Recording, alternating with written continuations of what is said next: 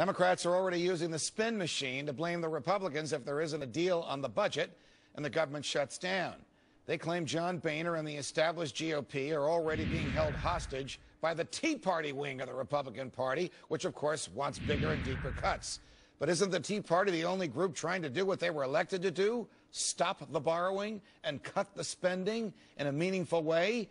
To my freedom fighters, Fox Business anchor and my colleague Lori Rothman, Reason Foundation Director of Economic Research Anthony Randazzo, and radio host on Freedom Watch regular Nancy Skinner. Nancy, to you first, because I know you love this subject matter. You love when Republicans are at each other's throats, even if you know your humble host sides with one of them, the small government, sound money Tea Party people. Question from a Democratic perspective. Are the Democrats just going to give the Republicans enough rope until they hang themselves, or are they going to pick sides? I think they don't even, the Republicans are doing a good enough job. We don't have to give them rope here.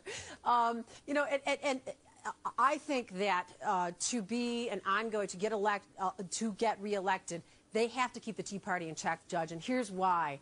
By and large, new poll, this is NBC Wall Street Journal, showed that 52 to 40% of the public still cares more about job creation than the spending cuts. So now the Tea Party people, by threatening the shutdown of the government, possibly crippling the dollar with the debt thing, are going to paint themselves as extremes. Even in that poll, 52% of Republicans fear that the cuts go too far and will hurt job growth. So that's why they've got to just take their suggestions, but keep them in their place. Do the Republicans reject everything that Nancy just said?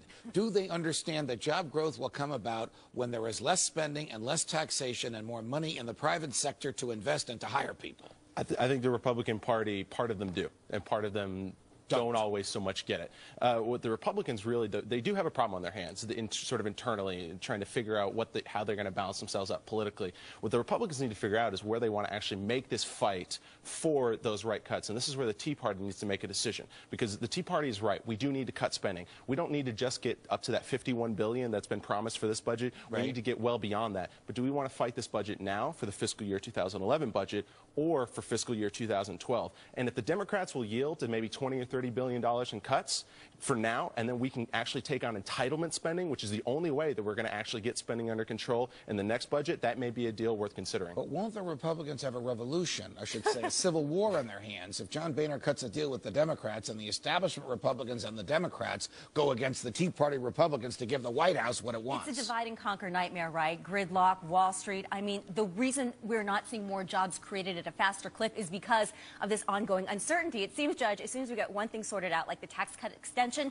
there's a whole nother boatload of uncertainties. I just talked to a small business expert today who said more jobs were added in that sector in the fourth quarter of last year than there were in the first quarter of this year because of this ongoing problem. How many more of these continuing resolutions where the government operates for 2 weeks here and for 3 weeks there, Nancy, will the American public tolerate? The federal government looks ridiculous, I think, when it does that. You run a small business, you need to know well beyond 2 or 3 weeks what your income is going to be, what your tax obligations are going to be, and what planning you need to engage in. Certainly the federal government needs that as well.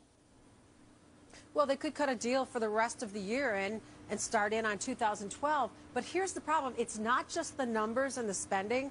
The Republicans, the Tea Party folks, have attached all these crazy riders. One, to defund health care. Now, that bill got passed, and so that is going to be seen as extreme when the voters say that they are, because this bill was passed and now people don't want it repealed. That is not the job of Congress to defund it. If the Democrats defunded the Bush's war, No Child Left Behind, faith-based initiative, and just didn't give money to any of his programs, that's seen as violating the separation of powers. The Tea Party will be pushing it. It'll seem extreme, and they won't get reelected. Is the present Congress forever wedded to the profligate ways of its predecessors? I don't even understand this argument. That actually is the role of Congress, figure out where we're going to be spending money. And if we have a law that's been ruled as unconstitutional by a federal judge, maybe it actually is worth taking on. Maybe the Congress doesn't want to use its political capital right now in taking on that issue at this particular moment, but it's certainly the role of Congress. All right. If you're so successful in America that you make millions of dollars, here's your reward.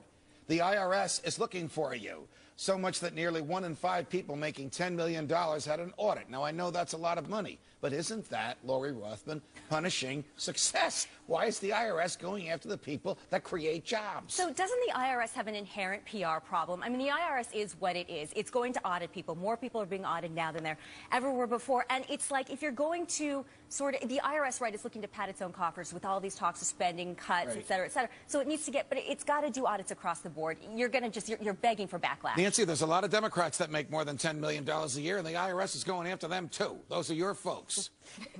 Absolutely. Well, that's only 1.1% of the public gets audited. But how much sense does it make to tax the rich and then audit the poor? We have huge deficits, Judge. If those people get audited and they're clean, they're good on their taxes, no problem. But if they're cheating and our deficits are going up because they're cheating and that's where the money is, then they should be held accountable. Here's the dilemma. In this country, we self-report.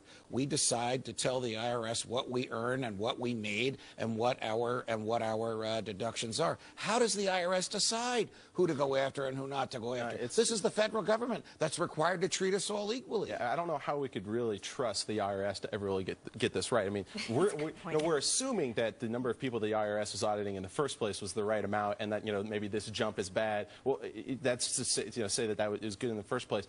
The system is the problem. We cannot have a system that allows for Warren Buffett to pay less taxes than his secretary. We cannot let a system where corporations, we shouldn't be taxing corporations, but we are taxing them, but they can still get around not paying their, But nobody should pay a nickel more than they owe.